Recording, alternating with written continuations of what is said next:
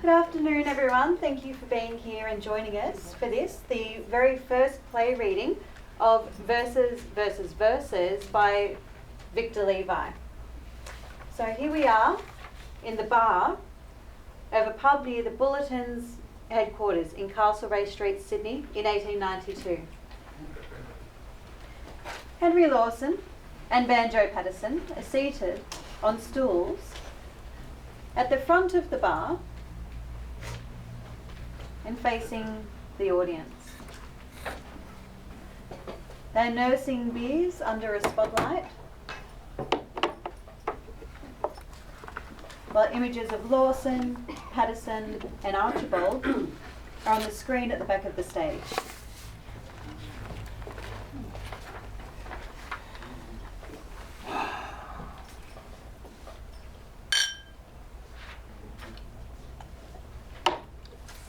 I'm sure Archie will go for it, you know. He's always on the lookout for some verbal conflict. So, let me get this straight. Because of the different ways we see the bush, we set up a kind of poetry ping-pong in the Bulletin. You write your usual doom and gloom, and I write against you about the vision splendid. Yeah, that's about right. I reckon we could get away with 3 or 4 sets of verses before they wake up. But you can ease up on the doom and gloom bit. What I give them is reality, not the whitewash you splash out. I was born on the dirt floor of a bush tent. You popped out of the womb with a silver spoon. Oh, come on, Henry. You have to admit that my glass is always half full. And yours, always half empty. Not if I can help it. Your shout. 2 more, thanks, Emily. Okay, Henry. Who's going to serve first? Now, Archie's no fool, so we'd better use some of your realism. Well, you've already started the push without knowing it. Can you remember the poem you wrote, you had published, in the Bully, about your bloody hero, what's his name, Clancy? Yeah, well, of course I do. Thank you. Thanks, Emily. Well, read it to me, and then I'll read you my reply to that. Yeah. Well, Emily's too busy. Oh, Emily, you'd like to hear this, wouldn't you? I'm not too busy and I'd love to hear it. See? She would like to hear it. All right. I'd written him a letter, which I had, for want of better knowledge, sent to where I met him down the Lachlan years ago. He was shearing when I knew him, so I sent the letter to him, just on spec, addressed as follows: Clancy of the Overflow. And an answer came directed in writing unexpected, but I think the same was written with a thumbnail dipped in tar. 'Twas his shearing mate who wrote it, and verbatim, I will quote it. Clancy's gone to Queensland droving, and we don't know where he are.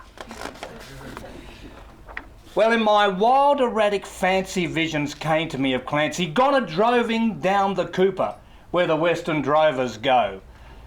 As the stock are slowly stringing, Clancy rides behind them singing, for the drover's life has pleasures that the townsfolk never know. And the bush has friends to meet him, and their kindly voices greet him in the murmur of the breezes and the river on its bars. And he sees the vision splendid of the sunlit plains extended, and at night the wondrous glory of the everlasting stars. I'm sitting in my dingy little office, where a stingy ray of sunlight struggles feebly down between the houses tall, and the fetid air and gritty of the dusty, dirty city, through the open window floating, spreads its foulness over all. And in place of lowing cattle, I can hear the fiendish rattle of the tramways and the buses making hurry down the street, and the language uninviting of the gutter children fighting comes fitfully and faintly through the ceaseless tramp of feet.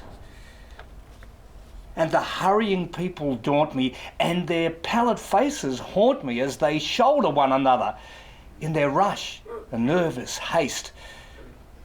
With their eager eyes and greedy, and their stunted forms and weedy, for townfolk have no time to grow, they have no time to waste. And I somehow rather fancy that I'd like to change with Clancy, like to take a turn at droving where the seasons come and go, while he faced the round eternal of the cash book and the journal. But I doubt he'd sue the office, Clancy of the Overflow.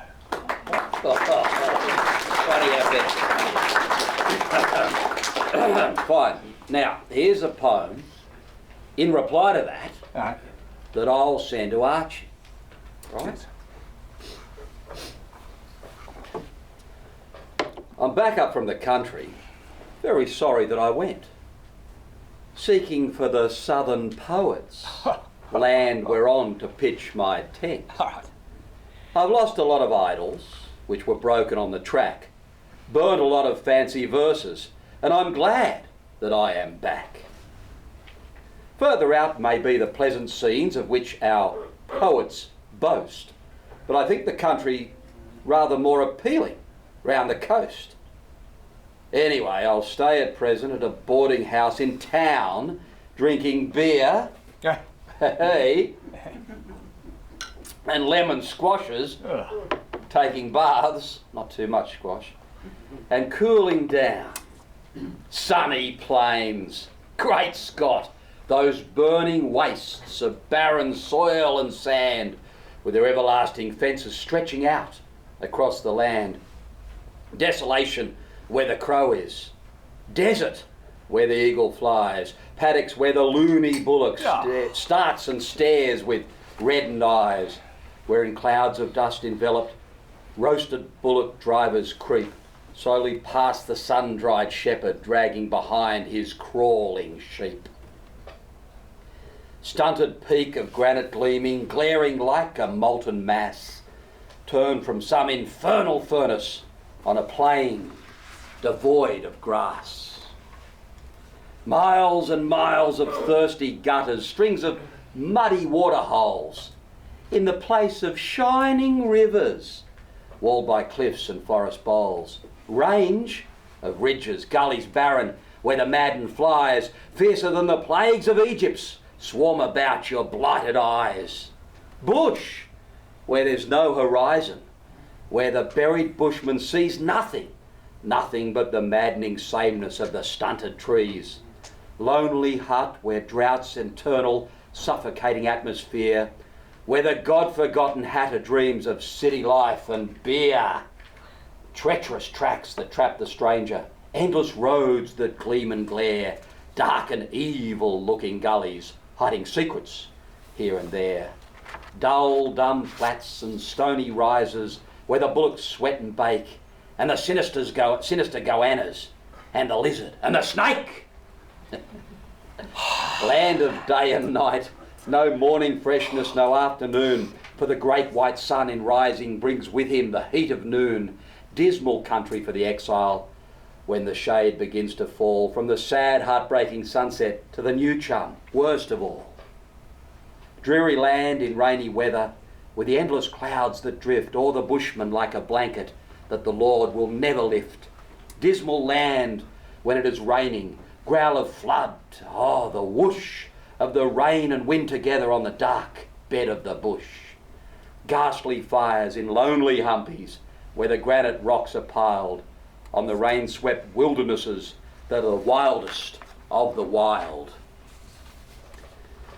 Land where gaunt and haggard women live alone and work like men, till their husbands, gone a droving, will return to them again.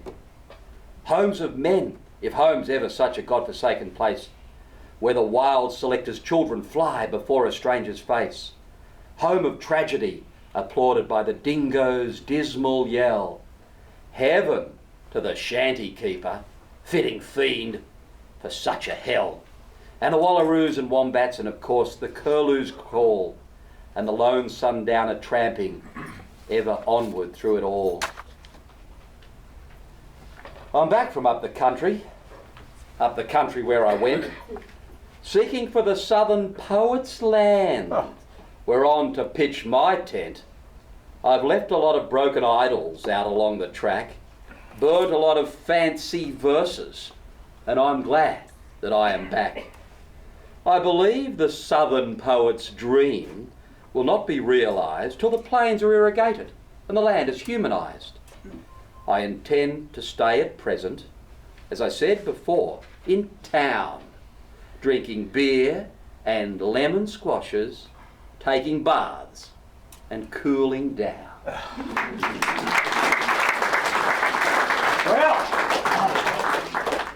that works, but it's still doom and gloom.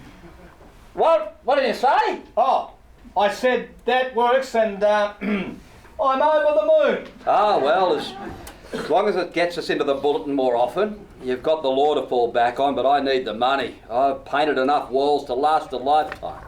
All right. Let's give it a go. By the way, I love your similes and that word whoosh. What? Oh, yes, that's a good name for our contest, Barty. Sydney or the bush.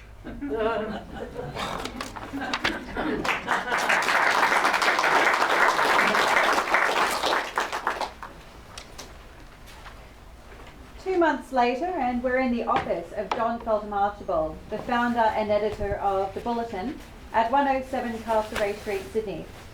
Archibald is seated behind a large desk with Lawson and Patterson at each end, half facing the audience. Near the desk is a large sign which reads, The Bulletin, established 1880.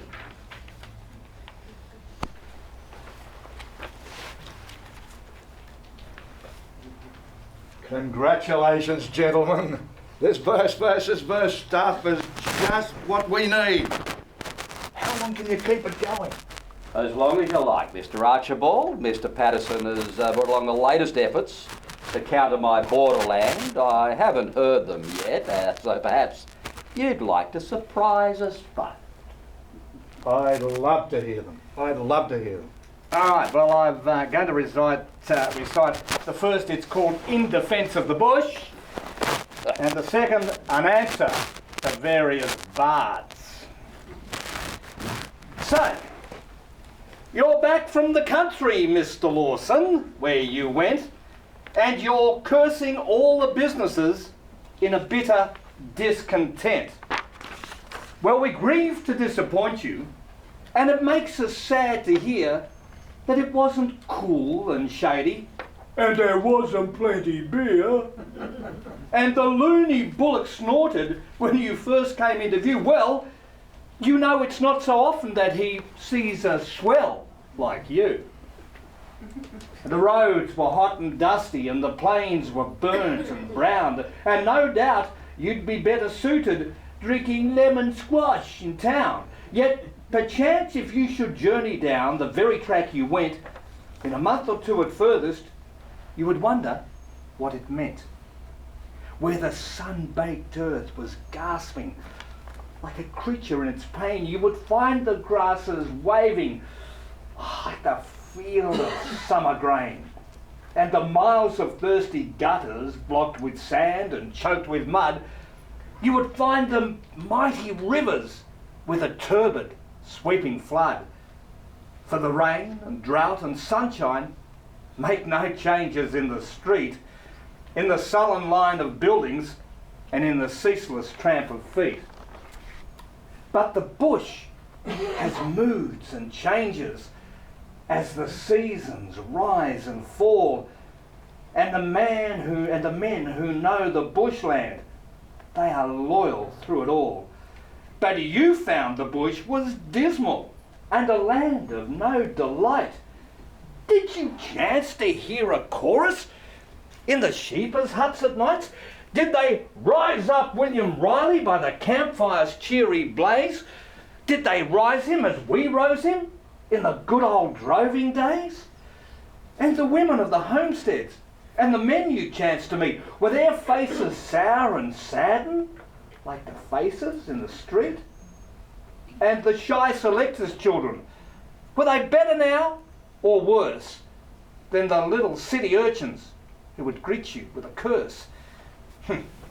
It's not much a life better than the squalid street and square where the fallen women flaunt it in the fierce electric glare, where the sempstress plies her sewing till her eyes are sore and red, in a filthy, dirty attic, toiling on for daily bread.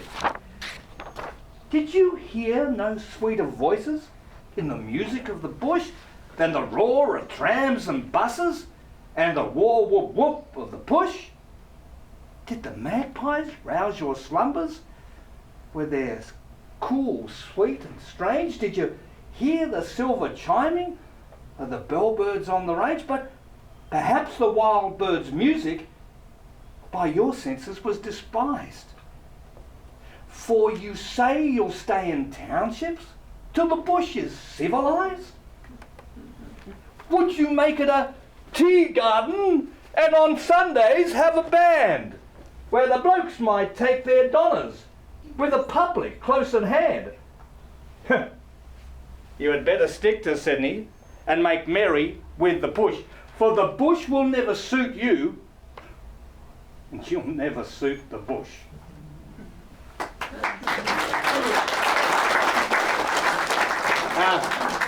Archie, I've got a second one, as I said. It's called An Answer to Various Bards. Well, I've waited mighty patient while they all came rolling in. Mr. Lawson, Mr. Dyson, and others of their kin, with the dreadful, dismal stories of the overlander's camp. How his fire is always smoky, and his boots are always damp. And they paint it so terrific, it would fill one's soul with gloom. But you know, they're fond of writing about corpses and the tomb, so before they curse the bushland, they should let their fancy range and take something for their livers. It'd be a cheerful change. Now, for instance, Mr. Lawson, well, of course, we almost cried at the sorrowful description of how his little Arvie died. And we wept in silent sorrow when his father's mate was slain. Then he went and killed the father, and we had to weep again. Ben Duggan and Jack Denver too, he caused them to expire, and he went and cooked the gander of Jack Dunn of Nevertire. And he spoke in terms prophetic of a revolution's beat, when the world should hear the clamour of those people in the street. But the shearer chaps who started, why, he rounds them all in blame. He calls them agitators who are living on the game. So no doubt the bush is wretched if you judge it by the groan, or the sad and soulful poet with a graveyard of his own. But I overwrite it, the bushman. Well, I own without a doubt that I always see a hero in the man from furthest out. I could never contemplate him through an atmosphere of gloom, and the bushman never struck me as a subject for the tomb.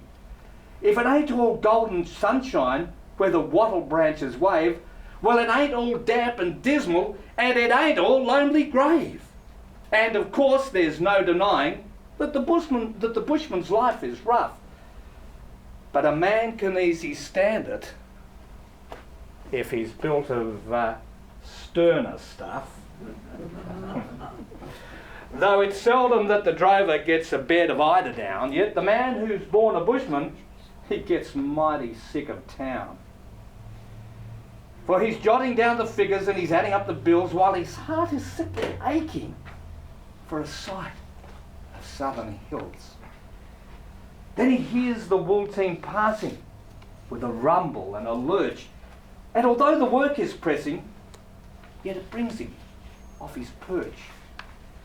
For it stirs him like a message from his station friends afar, and he seems to sniff the ranges in the scent of wool and tar.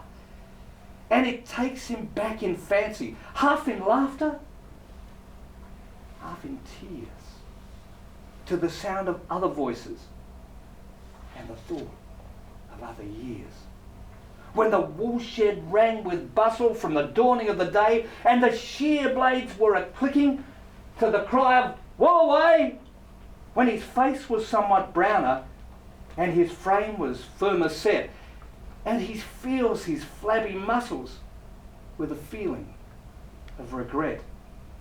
Then the wool team slowly passes, and his eyes go sadly back to the dusty little table and the papers and the rack. And his thoughts go to the terrace where his sickly children squall. And he thinks there's something healthy in the bush life after all. But we'll go no more a-droving in the wind or in the sun, for our fathers' hearts have failed us, and the droving days are done. There's a nasty dash of danger where the long-horned bullock wheels, and we like to live in comfort and get our regular meals. And to hang about the township suits us better, you'll agree, for a job at washing bottles is the job for such as we. So let us hurl into the cities, let us crush and crowd and push, till we lose the love of roaming and we learn to hate the bush.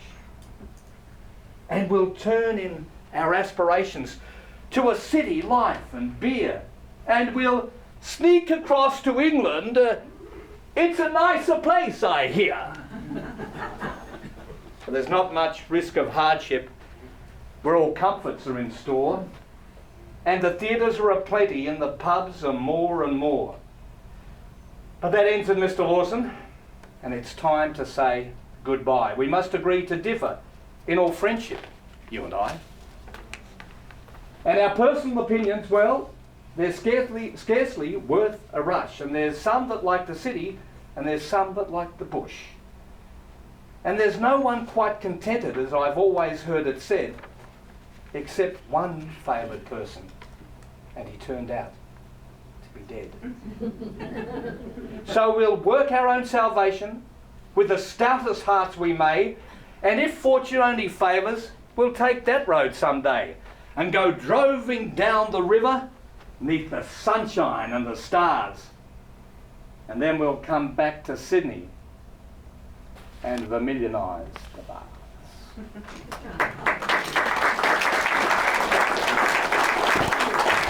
I love it, Banjo. I love the whole concept. Poetry like this is the conduit connecting the cities of this great country to our rural communities. That's exactly what the Bulletin is trying to do. Gentlemen, you don't know it, but both of you are helping to define the true character of an Australian. Well, I hope you're right, Archie. Henry and I are so different in so many ways, but I think we're bound together by one great passion, and that's to portray our country and our people in a uniquely Australian way.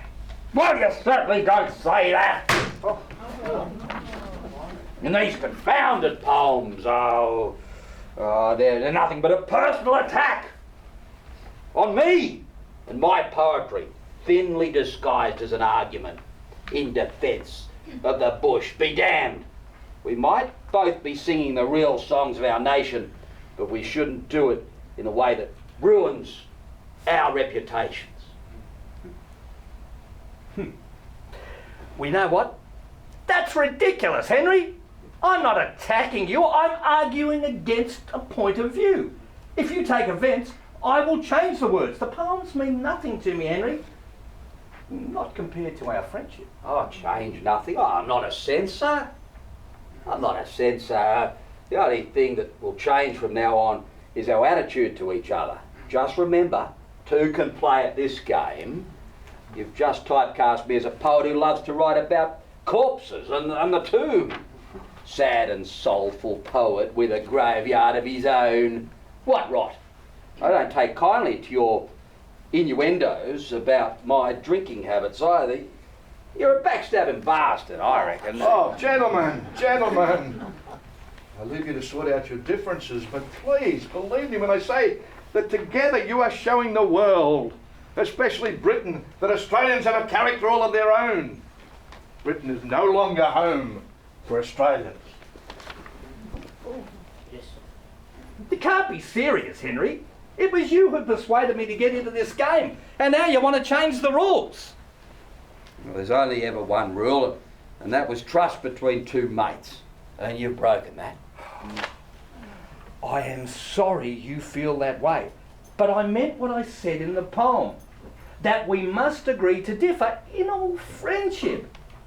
We should bury the hatchet now and start again. No, don't worry. I'll keep my end of the bargain. Mr. Archibald, why shouldn't we include some of our prose in this duel of words? I've written a piece called Settling on the Land, which paints a grim picture of what can happen to a poor sod who trades city comfort for a life as a farmer. I don't see why not, mon ami. I love your work. Particularly the tension in the drover's wife and the humour of the loaded dog. But I must say, with respect, that there's been the more romantic versions of rural life that have captured the imagination of our readers more than anything else. Mr. Patterson's Man from Snowy River, you know, it has been a tremendous success here and abroad, and it should be continually reprinted. Yeah, I can understand why most people prefer glamorous deception over the unsavoury truth. The daring do of one of Mr. Patterson's heroes of the bush probably captures the imagination of the average bloke more than the lonely death of one of my drovers. You're getting bitter and twisted again, Henry. There's no need to go on the defensive. No one's knocking your poetry or prose. In fact, I've always felt them to be superior to mine. Gentlemen, this is not a contest. Please believe me. While you are very different in many respects, I see you both as the best wordsmiths of the land. You are without doubt the leaders of our literary search for the spirit of the true Australian, and it's my job to see that you both find it.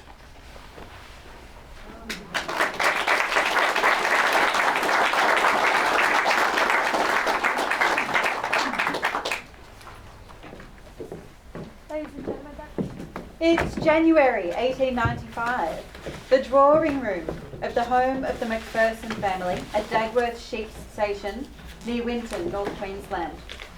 Patterson and his fiancée, Sarah Riley, are seated together on a lounge facing the audience. Their host, Christina Macpherson, Sarah's school friend, is seated on a lounge chair facing the audience to the left of her guests. On Patterson's right, also seated facing the audience, are Christina's brother Bob and two of her friends, sisters Eleanor and Jane Jacobs, who have recently arrived on holiday from London. Sarah and Christina are aged 31, Eleanor is 30 and Jane is 28. The men have just returned from riding around the property. The women are drinking gin and tonics and the men beers.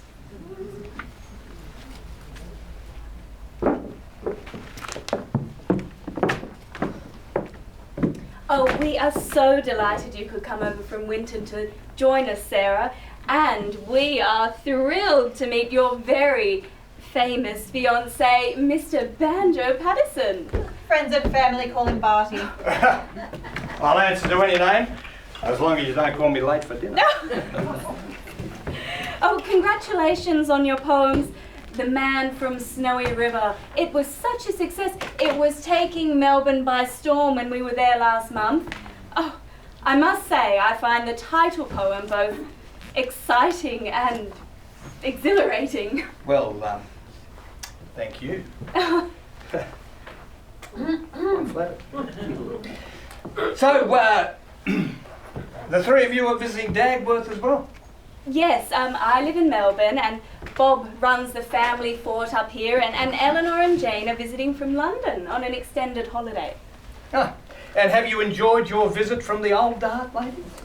Yes, but we can't get over the size of the country. It took us 3 days to get here and we travelled by train, boat and coach. Yes, you see, well, that's the thing that motivates me to write so much about the bush. Travelling around our land is a never-ending adventure. This property is so huge, Bob and I rode for 2 hours this afternoon and barely got past the front fence. But in that short time I made enough discoveries to inspire a dozen poems. We came across the Billabongs where the leader of last year's shearers' strike shot and killed himself at the Combo waterhole while being pursued by the police and the squatter. And Bob tells me that he's heard shearers talk about another tragedy at the same place involving the drowning of a swagman and the discovery of a sheep's carcass nearby. What exactly is a swagman? Well, he's a fellow who he's usually out of work and walks from settlement to settlement and station to station, doing odd jobs here and there in return for a square meal and a drink. His swag usually consists of a rolled up blanket, a few clothes and some cooking utensils, and he carries it on his shoulder, hence the name swagman. The shearers also call carrying the swag waltzing Matilda. Yeah, some say the name Matilda has a German origin, being battle maid. Later the meaning changed to a female travelling companion of the wanderer. In our bush, the swag was regarded as the rover's sleeping partner and therefore became his Matilda. How interesting and a little sad and lonely. Yeah, well, not so sad really. They get to roam the land free from the ties of city life and to sleep under the stars away from the hustle, bustle and pollution. And out here, where the skies are clear, the stars seem close enough that you could touch them. Oh, how romantic. Yes, Barty does prattle on sometimes. Oh, on the contrary, his words sing like his poetry. Oh, which reminds me, I actually have a copy of your latest book of poems. I was wondering if you would read for us The Man from Snowy River. Eleanor and Jane haven't heard it yet. I would be delighted on one condition. Sarah tells me you're a fine musician. I'll recite if you play us a tune. Oh, deal. All right.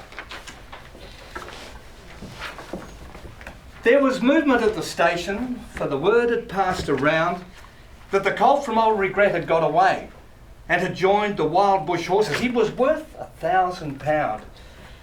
So all the cracks had gathered to the fray. All the tried and noted riders from the stations near and far had mustered at the homestead overnight. For the bushmen love hard riding where the wild bush horses are, and the stock horse snuffs the battle with delight. There was Harrison who made his pile when Pardon won the cup. The old man with his hair as white as snow, but few could ride beside him when his blood was fairly up. He would go wherever horse and man could go, and Clancy of the Overflow came down to lend a hand. No better horseman ever held the reins, for never horse could throw him while the saddle girths would stand. He learnt to ride while droving on the plains, and there was one there, a stripling on a small and weedy beast. It was something like a racehorse undersized, with a touch of Timor pony, 3 parts thoroughbred at least, and such as are by mountain horsemen prized. He was hard and tough and wiry, just the sort that won't say die. There was courage in his quick, impatient tread, and he bore the badge of gameness in his bright and fiery eyes, and the proud and lofty carriage of his head. But still so slight and weedy, one would doubt his power to stay. So the old man said, "That horse'll never do for a long and tiring gallop. Lad, you'd better stay away. Those hills are far too rough for such as you." So he waited, sad and wistful. Only Clancy stood his friend. "I think we ought to let him come," he said. "I'll warrant he'll be with us when he's wanted at the end, for both his horse and he are mountain bred. He hails from the Snowy River up by Kosciuszko's side, where the hills are twice as steep and twice as rough, where the horses' hooves strike firelight from the flintstones every stride. The man that holds his own is good enough. And the Snowy River riders on the mountain make their home, where the river runs those giant hills between. I've seen full many horsemen since I first commenced to roam, but nowhere yet such horsemen have I seen." So he went. They found the horses by the big mimosa clump. They raced away towards the mountain's brow, and the old man gave his orders. Boys, go and get them from the jump. No use to try for fancy riding now. And Clancy, you must wheel them. Try and wheel them to the right. Ride boldly, lad, and never fear the spills. For never yet was rider that could keep the mob in sight, if once they gained the shelter of those hills. So Clancy rode to wheel them. He was racing on the wing, where the best and bolder riders take their place. And he raced his stock horse past them, and he made the rangers ring with the stock whip as he met them face to face.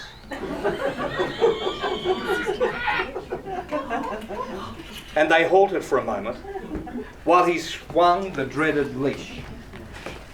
But they saw their well-loved mountains full in view, and they charged beneath the stock whip with a sharp and sudden dash, and off into the mountain scrub they flew.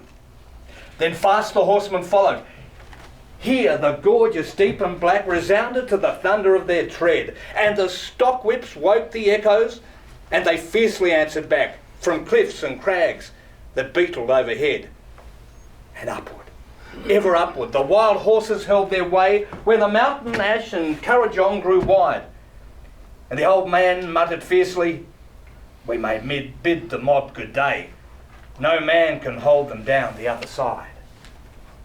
When they reached the mountain summit, even Clancy took a pull. It might well make the boldest hold their breath. The wild hop scrub grew thickly, and the hidden ground was full of wombat holes, and any slip was death.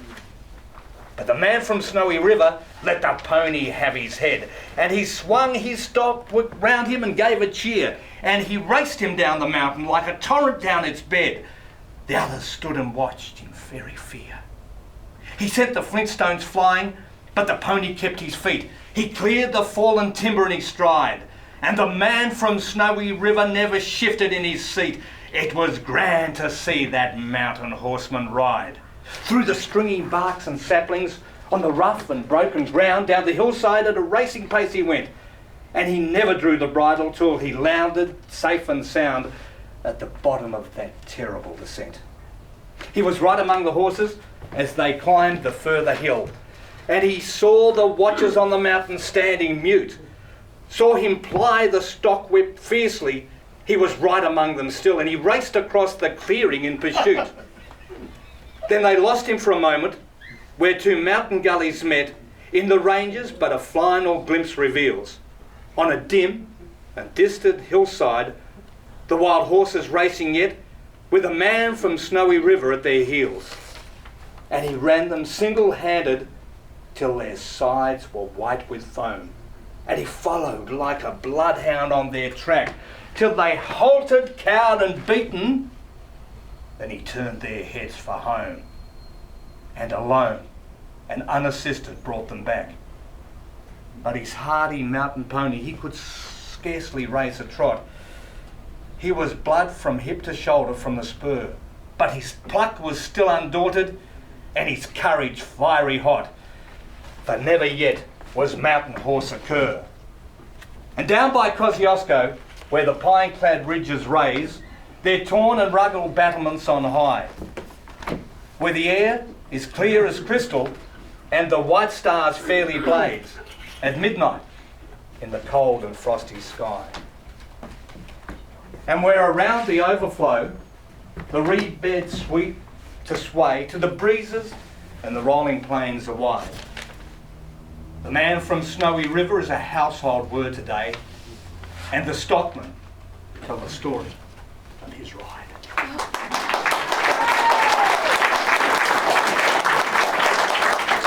Well, now it's your turn, Christine. Oh, that is an impossible act to follow, but I'll do my best.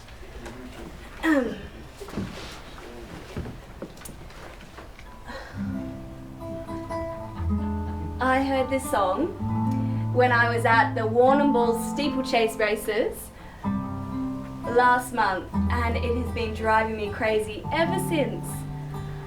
I've only played it by ear, but I would love to write a score to it one day.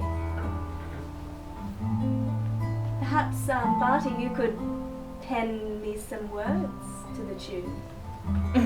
I'd love to do that if I can. Let's hear it.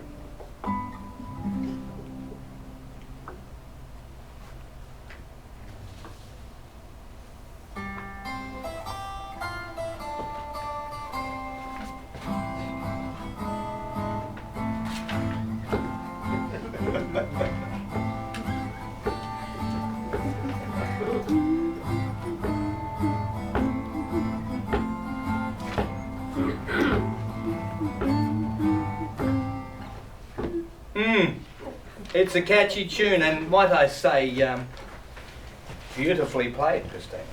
Thank you. A few lyrics are beginning to form in my head already. Oh, okay. Well, thank you, Barty. Let's write them down before they slip away. Yes, right. Well, it's been a lovely evening, Christina, but I'm a little weary. With your permission, I would like to retire. I'm ready for sleep as well. I've had a wonderful time. Oh, well, Bob, will you show the ladies up to their rooms? I'd be delighted. I'm ready to say good night too. This way, ladies. And what about you, Barty? Hey. Oh, I'll stay with Christina for a while to work on some lyrics. Shouldn't take too long. Suit yourself.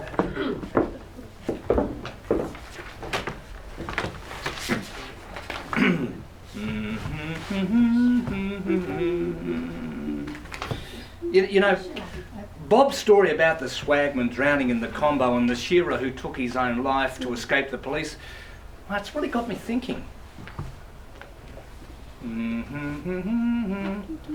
Wait, hang on. What about for the opening lines we have, oh, there once was a swagman camped in the billabongs under the shade of a coolabah tree, and he sang as he looked at the old Billy boiling. Who'll come a waltzing Matilda with me? That's beautiful. And then the refrain can go something like this. Who'll come a waltzing Matilda, my darling? Who'll come a waltzing Matilda with me? Waltzing Matilda and leading a water bag. Who'll come a waltzing Matilda with me? Now, the rest of the verses can tell the story of the swaggy stealing his sheep for his tucker and being pursued by troopers and the squatter, and then leaping into the combo to escape the drown. So, what do you think? I think you're an absolute genius. Well, a man can be inspired to do anything when in the company of a beautiful woman.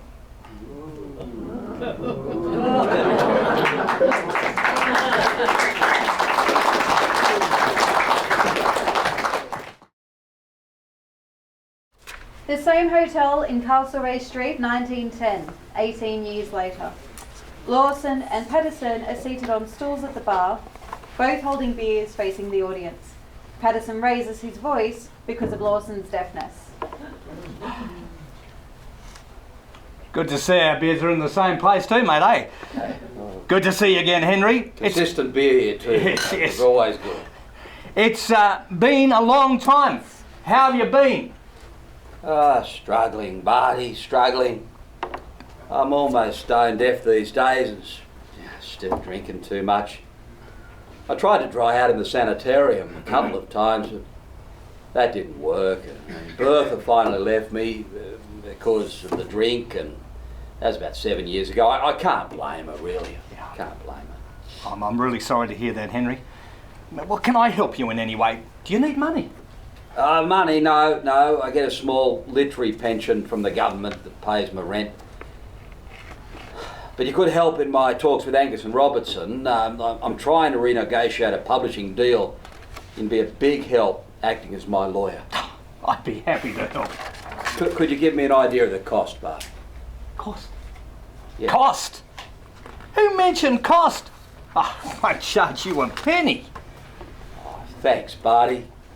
You know, I often wish we could turn back the clock to the days when you and I stood toe to toe in the ring of verse. They were great days, wonderful times. We were at our best.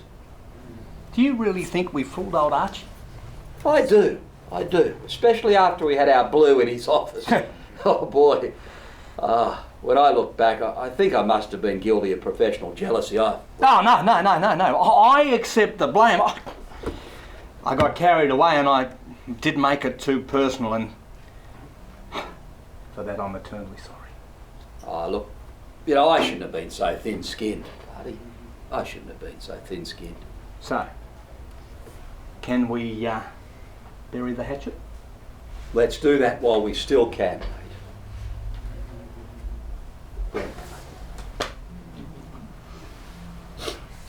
One thing, you know, has always puzzled me, Barty.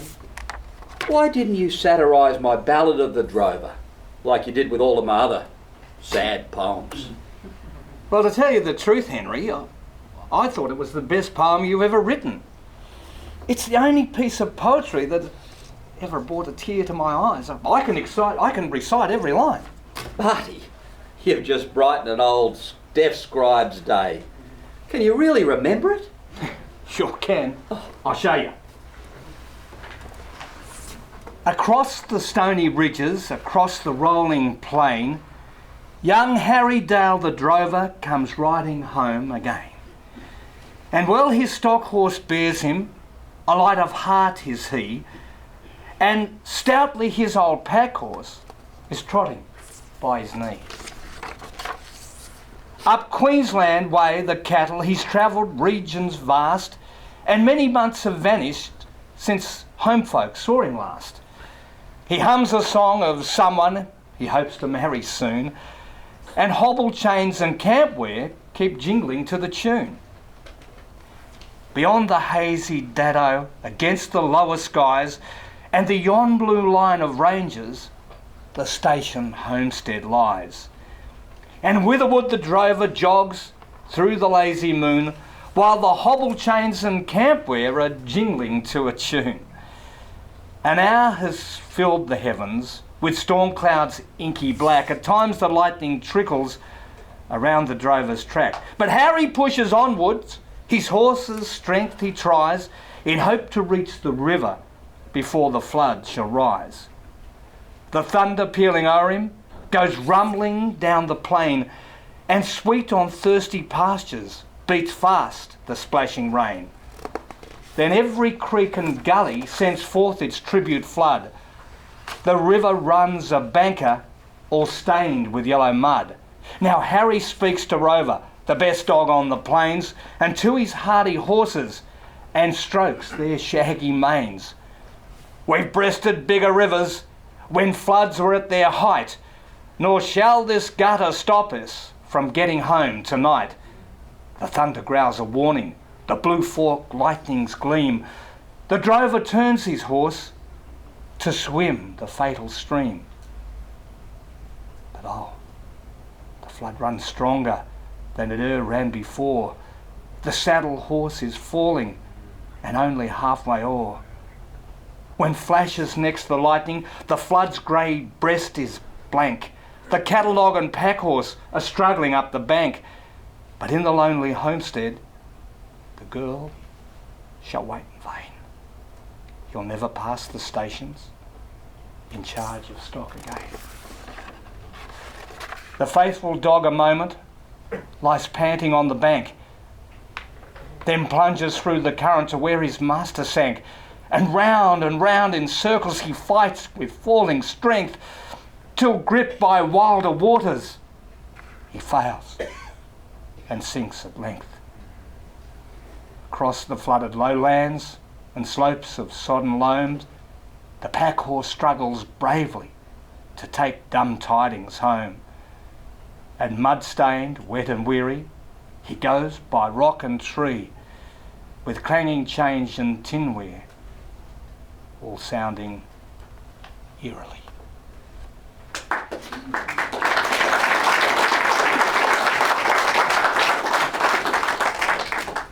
Thanks, Barty.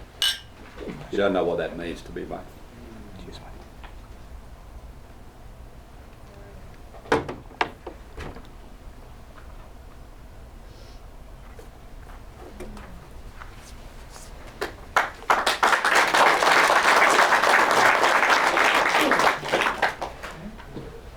September 1922. A wake after the state funeral of Henry Lawson. An ageing, grey-haired Patterson, now 58 years old, under a single spotlight, is addressing the audience who are among the mourners.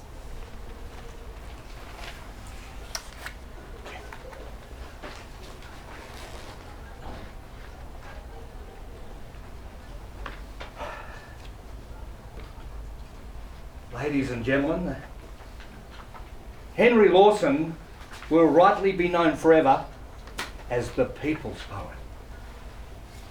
He was a man of remarkable insight in some things and of remarkable simplicity in others. We were both looking for the same reef, if you know what I mean.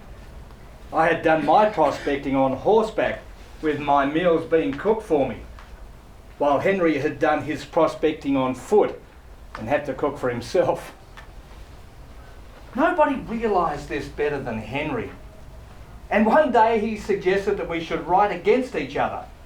He putting the bush from his point of view, and I putting it from mine. We ought to do pretty well out of it, he said. We ought to be able to get in 3 or 4 sets of verses before they stop us. Well, that suited me all right, for we were working on space, paid by column inches, and the pay was pretty small. So we slam-banged our way at each other for weeks and weeks, not until they stopped us, but until we ran out of material. You know, I think that Henry put his case better than I did, but I had the better case. So the honours, or dishonours, if you like, were fairly equal. It's ironic that I lampooned Henry for his death and doom poetry when, in fact, it's one of my poems, or more correctly, lyrics, about the death of a swagman for which I'll probably be best remembered. You know, the swagman is a symbol of many Australians Henry understood and wrote about. Henry was a poetic genius whose voice will always articulate the voice of real Australia. So in honour of Henry, ladies and gentlemen, I want you to join me in that song. Hang on. Hey? Hang on. Hang on. Surely you didn't think you could sing it without me. Some of your best work, son.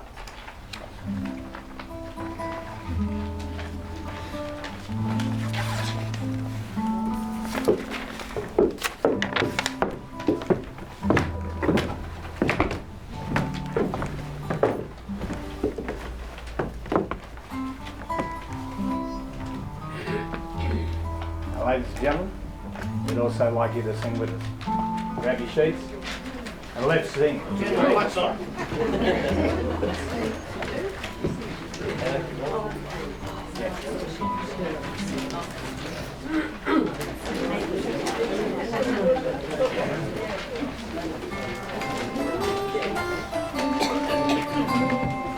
Once a jolly swagman campfire built on under the shade of a coolabah tree, and he sang as he watched and waited till his good won. You come waltzing Matilda with me. Let me hear it. Waltzing Matilda, waltzing Matilda, you come waltzing Matilda with me. And he sang as he watched and waited till his good won. You come waltzing Matilda with me.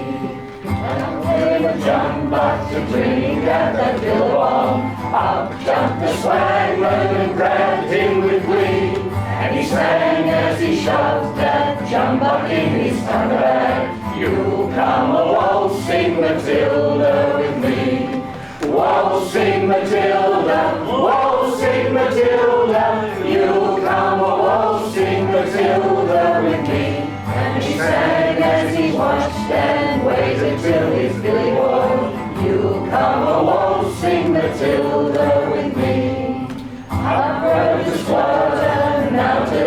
thoroughbred. Down came the troopers, 1, 2, 3. Who's the fellow that you've got in your tucker bag? You'll come a waltzing Matilda with me. Waltzing Matilda, waltzing Matilda, you'll come a waltzing Matilda with me. And he sang as he watched and waited till his reward. You'll come a waltzing Matilda with me. Up jumped the swagman